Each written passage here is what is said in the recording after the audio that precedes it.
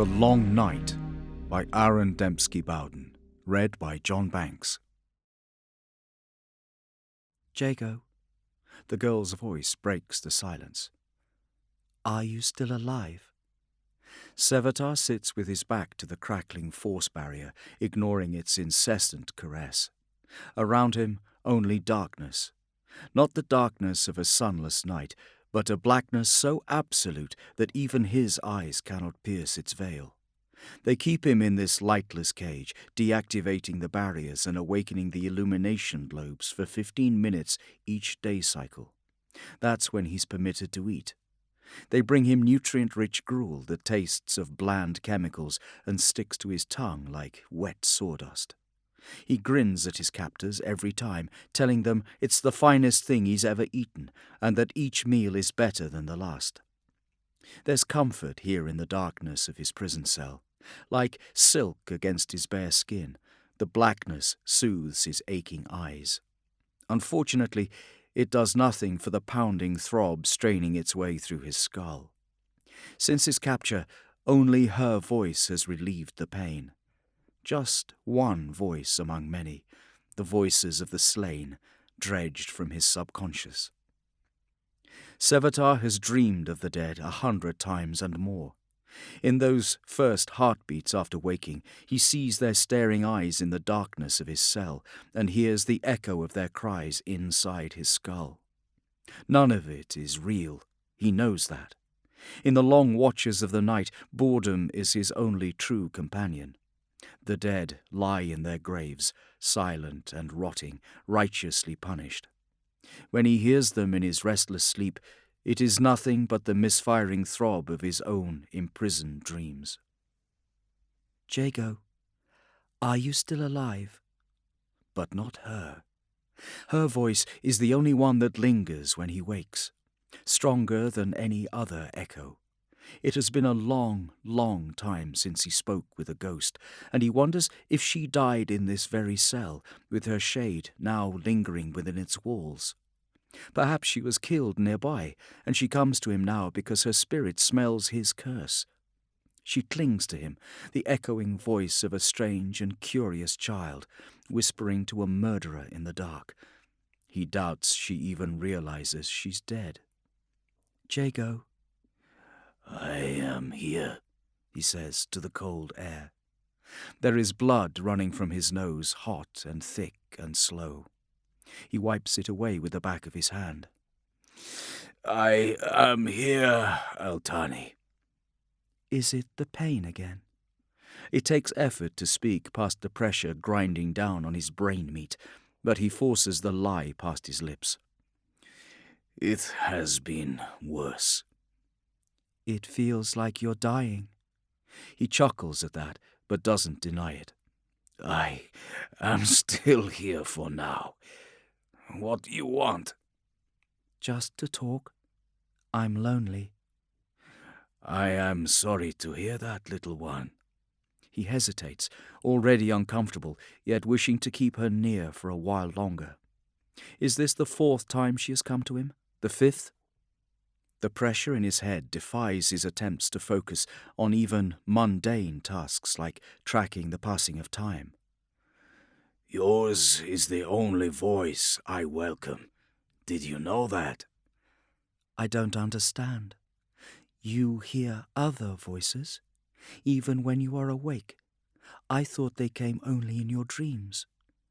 Yes, and no. He shrugs in the darkness, a futile gesture if ever there was one. As a child, he had always heard voices, the sounds of desire and anger inside other people's skulls, the murmuring emotions that boiled behind their eyes, the raucous songs of the city's crows as they fought over food. Worse than any of them was the whispering of the dead, the burning flashes of someone else's memories when he glanced into the eyes of a body in the gutter, the pleas of unseen voices begging for him to avenge them, the strangling red torment he would feel in his throat when he passed beneath one of the night haunters' victims hanging in public, disemboweled and crucified. Sometimes they would speak with him in that nameless place between slumber and consciousness. Telepathy, necromancy, psychometry. 1,000 cultures had 1,000 words for such psychic gifts, but the words themselves didn't matter. All of the music of sentient thought had been his to hear, until the Legion sealed it away, leaving him in blessed silence. No longer did he overhear others' thoughts, no more did he hear the beckoning offers of the slain. Yet now the dead begin to whisper once again. The seals around his mind are breaking. Jago, do you hear the other voices when you're awake? I have a gift, one I do not want, one I tried very hard to lose long ago. That isn't what I asked, Jago. I know you have the talent. How else do you think we are speaking like this? His skin crawls at her knowing tone. What child has the right to sound so knowledgeable about such things? I watch, she says, as calmly and peaceably as ever. I listen. No wonder you're in so much pain. Did you truly seek to banish your talent? I tried, and for a time I succeeded. It cannot be banished. To try damages the brain, the heart, and the soul. I was willing to risk it, Altani. But why?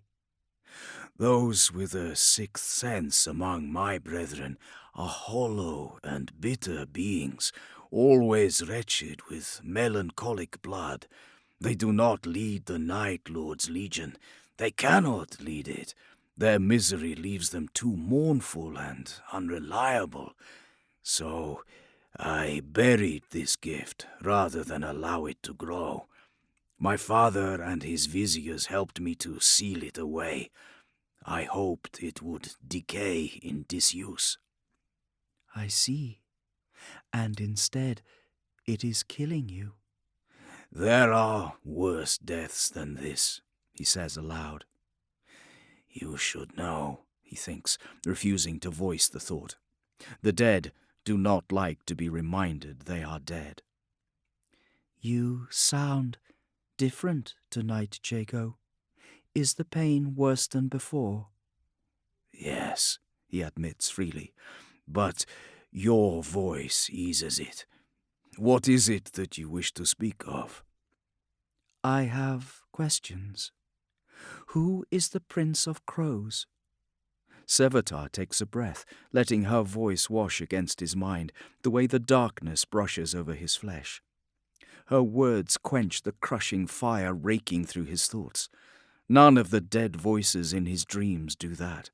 None of the others bring relief. Did you pluck that name from my head, little one? No. You spoke it last time, when the pain was fierce. You moaned it out loud. Who is the Prince of Crows? I am. It is what my brothers call me. What is a crow? You ask the strangest things. He closes his eyes and thumbs their sore lids with bloody fingertips. A crow is... On what world were you born? Terra, but I was taken by the First Legion when I was very young. Ah, one of the Earthborn. I'm honored. If you are from Terra, I assume you know what a bird is. Yes, I've seen them in books. Is a crow a type of bird? Black of feather and dark of eye. It feeds on the bodies of the dead and sings in a raw, croaking call. Why are you a prince of birds? Another chuckle leaves his parched throat. Sevatar leans his head back against the force field, feeling its angry hum vibrating through the back of his skull. It's a title, a joke between my brothers and I. Crows feed on corpses. and I make a lot of corpses. The dead girl is silent for a time. He can feel her in the back of his mind sometimes, even when she says nothing. Her presence is like the sweep of invisible searchlights. He knows when he waits beneath the ghost's unseen gaze. Are you lying to me, Jago? No, little one, it is true, but it is not the whole truth. Sevatar licks his cracked lips, tasting the blood upon them. It is, however, enough truth for now. She falls silent again, though her presence doesn't recede from his mind. He feels her watching from the room's unbroken blackness. Altani? He asks after several minutes have passed. Where is your home world? The breath he draws into his lungs is spiced by the scent of his own sour sweat. What he wouldn't give to be able to bathe. Gone. Dead. Destroyed years ago. What was it called? Nostramo. A lawless and sunless place. It burned not because it was guilty, but because we failed to keep it innocent. Our laws failed the moment we sailed away to the stars, and in desperate embarrassment, our father incinerated the evidence of his failure. Your father killed his whole world. He wasn't alone. Every one of our ships fired on our homeworld. I watched him give the order aboard the Nightfall. We rained death down upon the city of my birth. Have you ever seen a world die, Altani? No, never. He's almost breathless now, lost in the heat of memory. It's beautiful, truly, honestly beautiful. I've never seen anything that stirred me the same way as the night I watched my home world burn. It is de-creation incarnate. You unmake the very threads of the universe, pulling apart a body of rock and fire and life that the galaxy itself conspired to create. You see the world's burning blood through the cracks in the breaking tectonic plates. Silence answers his heresy. He is a traitor among traitors, his confession given at last. Finally, the dead girl speaks, her own voice much softer now. Jago, she says, I don't understand you. That is because I am the only simple man in a complicated galaxy. Now the Imperium burns and trillions die in the trenches of Horus's ambition and the fires of the Emperor's hypocrisy. Ah! To the abyss with them! I spit on them both! The Lords of the Night, they call us. The nobility in the darkness. That is where we were born to be. I am not a soldier beholden to a master. I am justice. I am judgment. I am punishment. That isn't what you are. It's what you wish you were. What you should have been. I am not on trial here. But who do you judge now? Who do you punish? Before he can reply, she adds one last sting, a judgment of her own. Jago, whose side are you on? Sevatar presses his pounding forehead to the cool stone floor, ignoring the blood that runs from his mouth. I am not on anyone's side. Once more, there is a long silence. You used to try to escape. I think I know why you stopped. His grin is knife-like. Do you now? You think you deserve to be here. This is justice for all the things you've done. So you sit alone in the dark while your brain rots inside your skull, accepting it as your execution. He swallows, unable to speak for a moment. As I said, I am a simple man. "Someone's coming," she interrupts him, and with a flicker that sends spikes through his skull, she's gone. Blood starts running from his ear, a trickle as slow and thick as the one from his nose. A mechanical voice comes from above. "Illumination."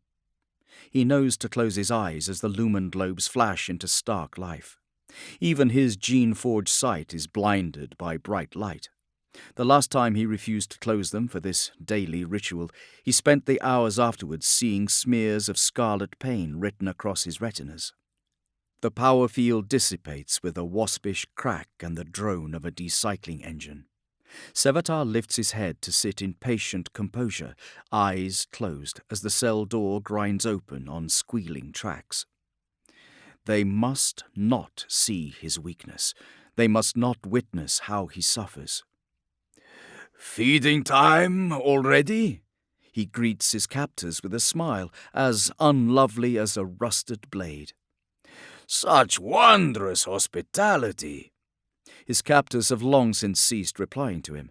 In silence, they stand by the door, their active battle armor thrumming, mechanical joints and machine nerves snarling with each movement they make. Even without opening his eyes, he knows that two of them are standing there with their bolters levelled at his head, while the third, standing between them, is about to leave the gruel bucket on the cell floor. He can smell the oils they use to clean their weapons, and the charcoal stink of the incense they use in their nightly reverences. Please convey my compliments to the chef, he says to them. The last bucket was the finest yet. He hears the twin crunches of bolters braced against shoulder guards, and can't resist a smile, even as his blood runs cold. Well, this is new. Is there a reason you're taking aim at me? We heard you speaking before we entered. Has madness come so swiftly to the great torturer, now that he languishes in captivity? So it would seem. Who are you speaking to, Sevatar? The ghosts that share my cell. When you're left alone for such a long time, you tend to conjure your own company. Are you aware that you are bleeding again? Am I? My thanks for your concern, cousin. It wasn't concern. I know. I was imagining you were from a legion where your Primarch gifted you with manners. Can I have my nutrient slime now, noble knight? I'm ever so hungry. He manages to open his eyes, just enough to let in a sliver of vile light. 3 blurred figures stand before him, just as he'd expected. 3 dark angels, clad in their legion's black warplate. His generous, caring captors. But he has to close his eyes again. The light is acid against them. I've not seen you before, he says to the first of his wardens. I recognize the others, but not you. What brings you to my chambers, cousin? Do you find yourself amusing, traitor? You keep calling me that. Show some respect, Angel. I outrank you, you know. The warrior gives a disgusted grunt. We are watching you, Sevatar.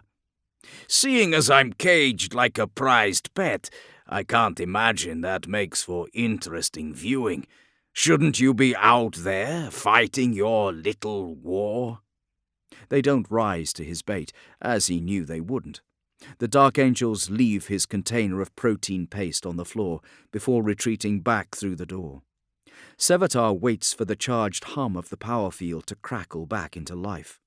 Only then does he move, eating as a beast would eat, feeding from the gruel in his cupped palm. For a time, he's alone once more, shoveling the nutrient gruel into his mouth.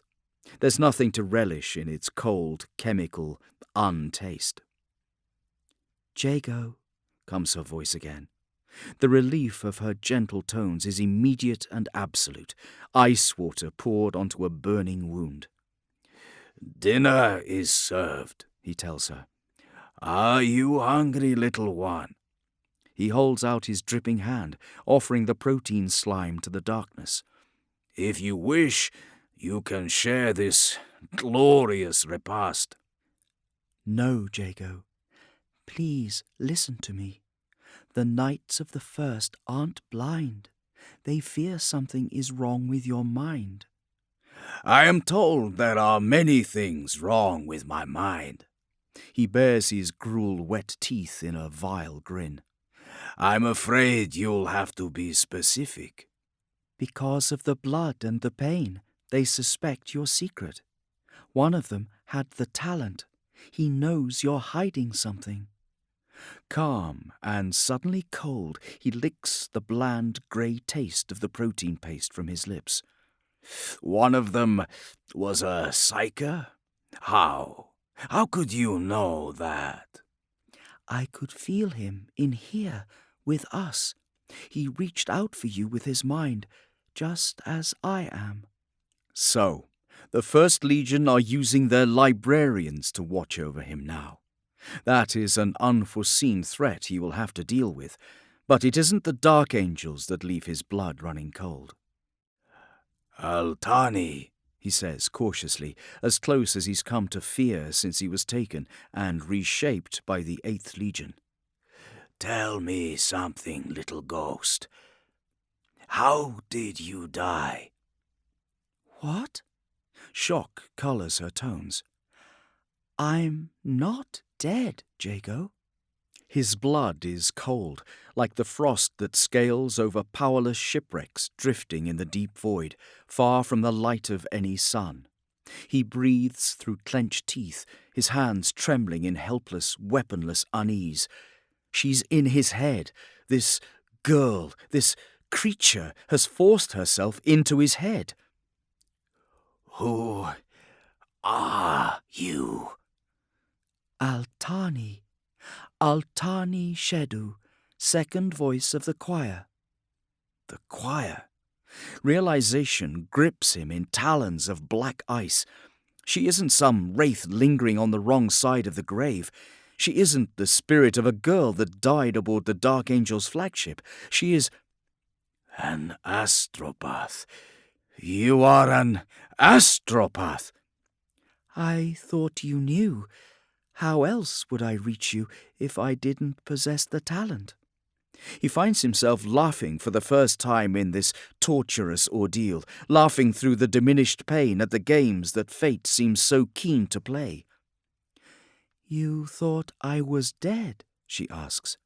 She is faceless in his imagination, but he can almost picture her innocent, open-mouthed surprise. One of the dead voices that you dream. "It doesn't matter, Altani. None of it matters. Will you not be punished for this contact?" Yes, if they discover it, but I am the second voice and the strongest of the choir. I would be the first voice were I older. For a child to be raised to the rank of second voice, her psychic strength must be almost beyond measure. That makes her precious to her masters, without a doubt, but Sevatar wonders just how safe she really is, speaking so intimately with the imprisoned enemy. "Why, girl, do you risk your life speaking with me?" I saw your dreams. All of us have felt them intruding into our work. Your dreams are destroying the rhythm of our choir's astropathic song. The others turned away, guarding against the pain of your mind. I alone did not. "Why?" Because of what I saw in the redness of your nightmares. I knew I could ease your pain. I cannot teach you to master the talent, but I can keep it from killing you. His reply is a blade cast out into the dark, made vicious by his anger. "Is this a game you play with the First Legion's prisoners?" He feels the words flash from his tongue like throwing knives, hurting her, wherever she is, but anger steals what little guilt he is capable of feeling. Is this some pathetic attempt to breed gratitude towards an ally of my captors? Some scheme to break me with kindness rather than privation? No, not for that. Not for any of those reasons. Then why? Why would you do this? She doesn't break in the face of his fury. Listen to yourself, Jago. Unable to feel gratitude without suspicion. Unable to even understand why someone would help another soul in pain. Your homeworld has poisoned you. That is no answer at all. Not to you, no. You're a broken soul, Jago, always thinking of yourself, always judging yourself. You've lost the right to judge anyone else. Her words hit him with the force of a blow to the head. He stares blindly into the darkness, as if he might see her there, but she recedes from his mind. This time, for the first time, he chases her, reaching out with the untrained, instinctive sense he swore never to use. But she is gone, and his invisible grip does nothing but dredge the empty silence. Days pass in isolation. The pain is harsh enough to leave him drooling, murmuring words of madness as spit runs from his mouth in slow strings. Dazed and nauseous from the pressure in his skull, Sevatar lies in the center of his cell, the fingers of his left hand quivering in the onset of another muscle spasm. The pain transcends feeling.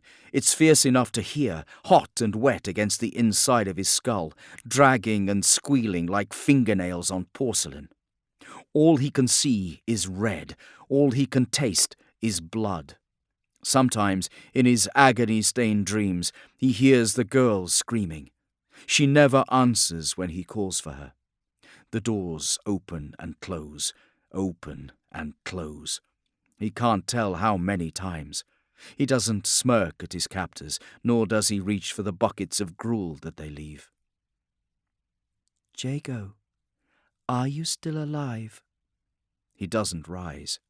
He has the strength, but any movement stirs the sick heat in his head. The reply slithers from his lips. Still alive, he says, though I've seen better days. The pain begins to fade.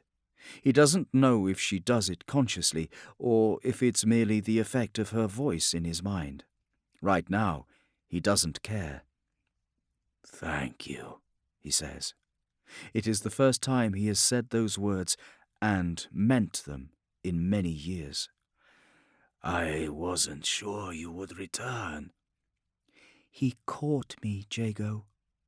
Sevatar hears it then, some new tension in her voice that was never present before, some new discomfort. It focuses him, drawing his wandering thoughts together in a blade of concentration. Despite the queasiness, he sits up in a slow, smooth motion. Who caught you? My overseer, the master of the choir and first voice. He sensed our contact. I thought I was careful enough. Hush now, he says softly. The sluggishness leaves his words. His tone grows as cold as his concentration. They punished you, didn't they? Yes, and not for the first time. But it's over now.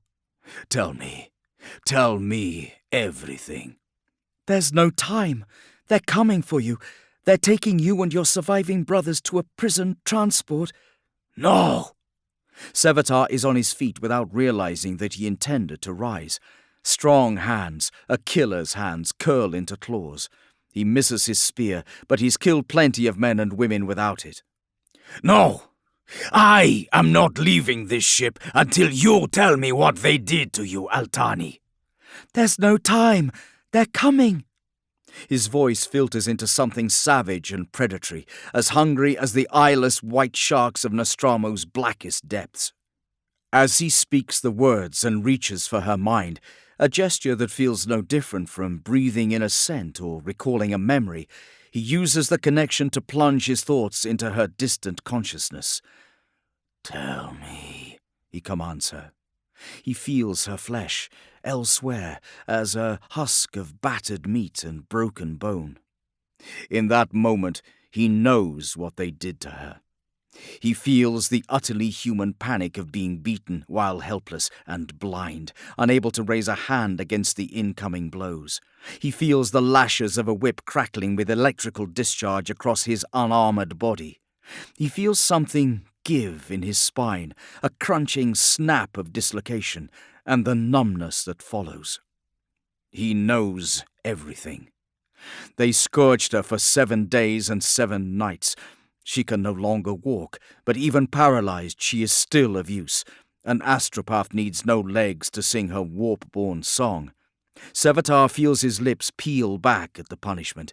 It is an ugly sentence, fit for the madmen of the Martian Mechanicum, who are known to do such things to their disobedient thralls. He releases her mind and faces the door. He hears them now. Their boots echo on the iron deck, sending minute shivers through the floor.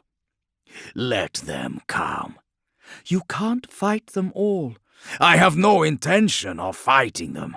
You said it yourself, girl. I earned this punishment.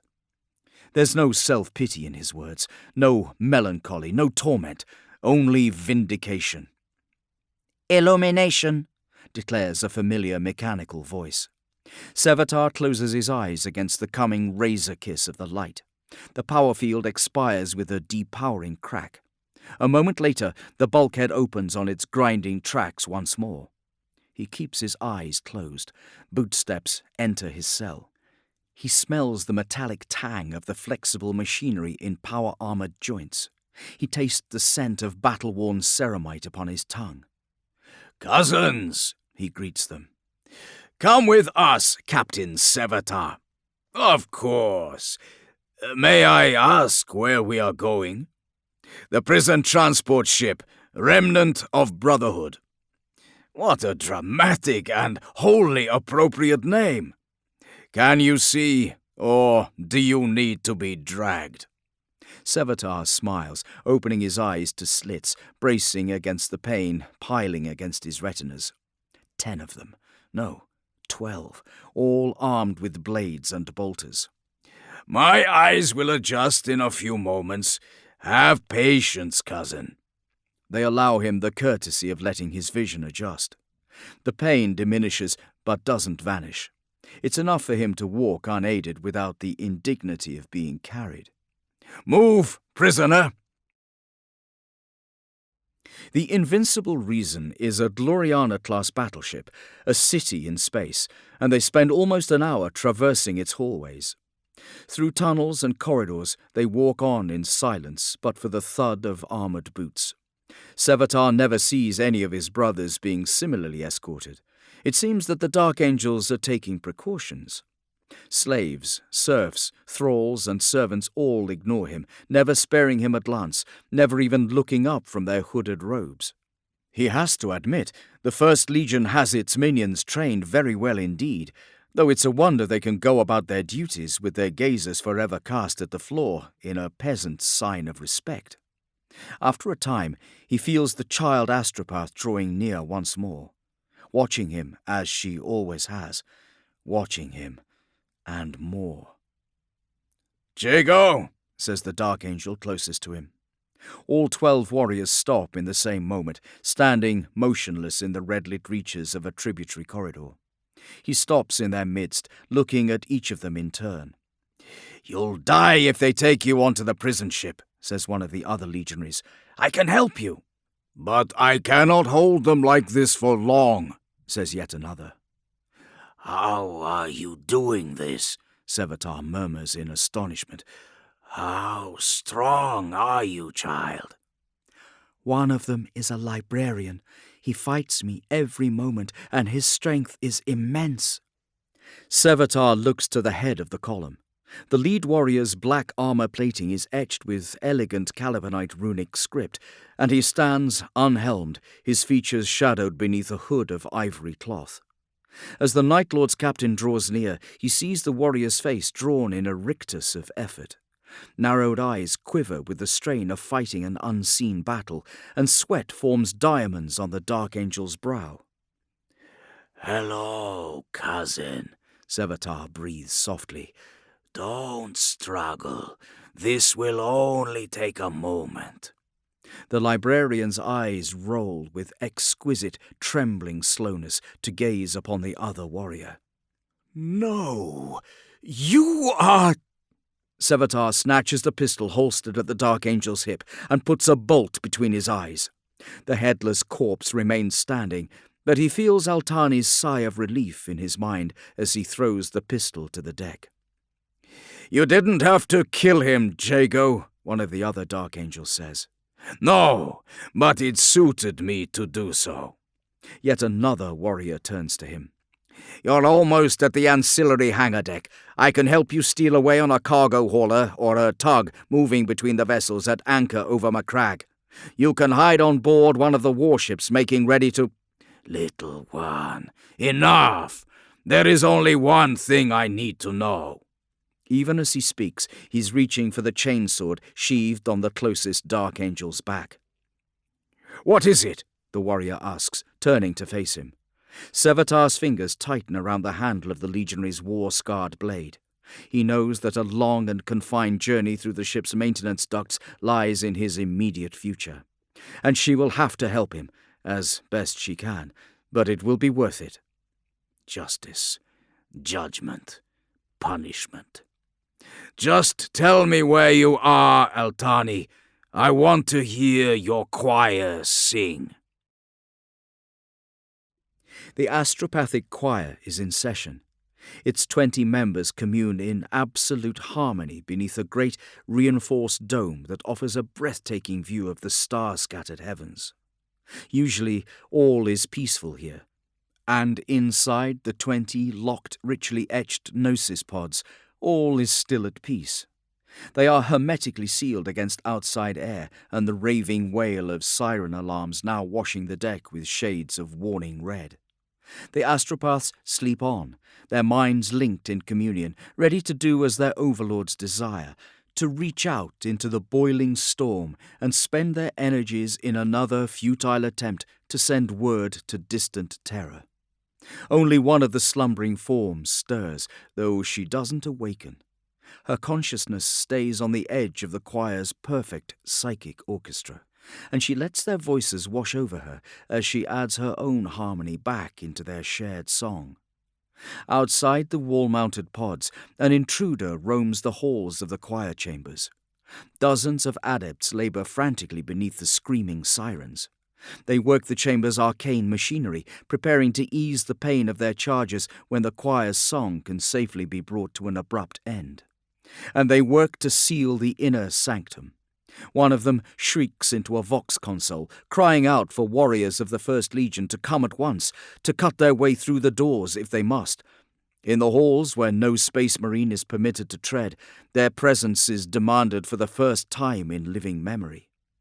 Sevatar moves amongst the fleeing slaves and thralls in a muscled sprint, sparing them from the fall of his blade.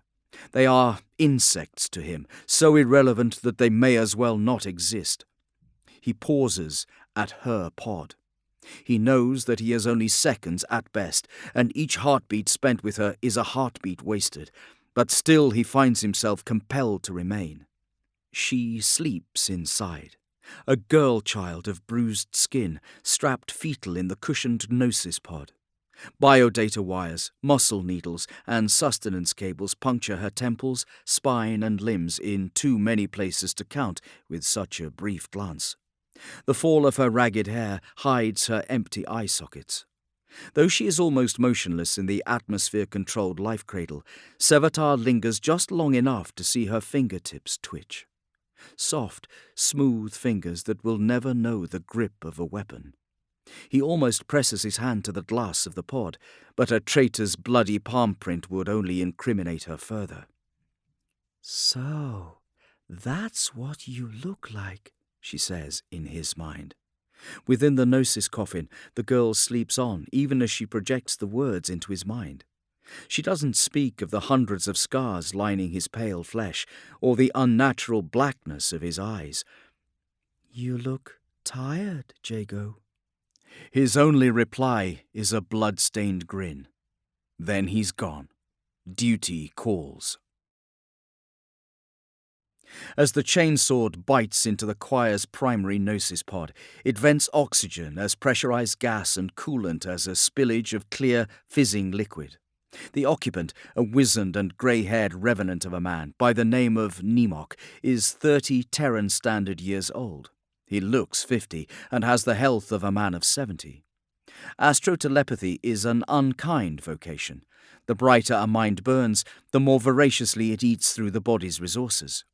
This ruined man screams in blind panic as he's pulled from his cushioned cradle.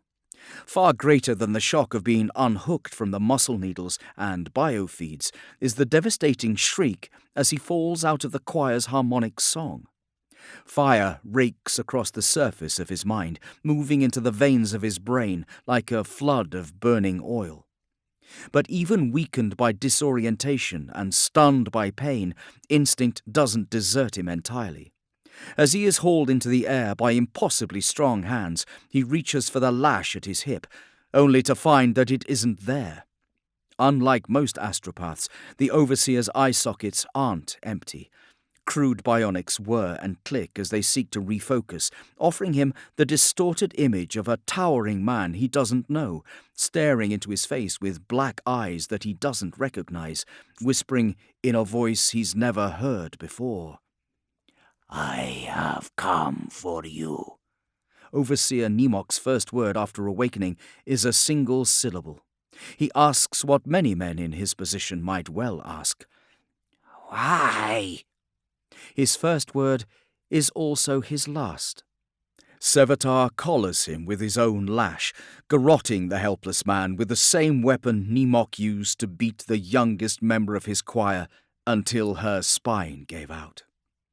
Jago Sevatarian is an experienced murderer, well familiar with the force required to kill a man in any way the mortal mind can imagine. He strangles the master of astropaths slowly, lovingly, his gene-enhanced muscles barely straining, using just enough strength to drag out the execution without breaking the psyker's neck.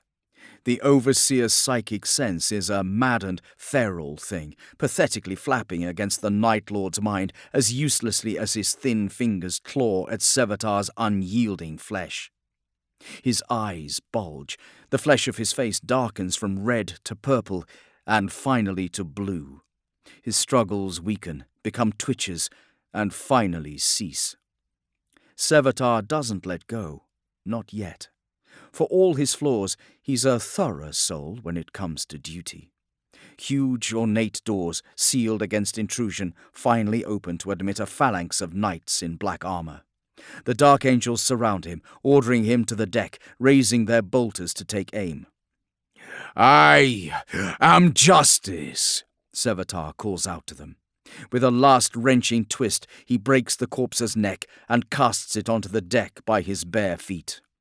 "I am judgment, I am punishment, and I surrender." He sits alone in the blackened stillness, listening to the slow rhythm of his breathing. A sense of serenity cloaks him, and a feeling of cold, cold focus that has eluded him for decades. When he dreams now, it is not of the dead, but of the endless night between worlds, the deepest void where 1,000 threats drift away from the light of loyal suns, the domains of aliens and monsters forced into exile by the Great Crusade, still crying out to be extinguished once and for all, the true threats to mankind. "Jago," the girl's voice comes to him again at last. "Are you still alive?" And in the darkness of his cell, Sevatar smiles. That was The Long Night by Aaron Dembski Bowden, read by John Banks.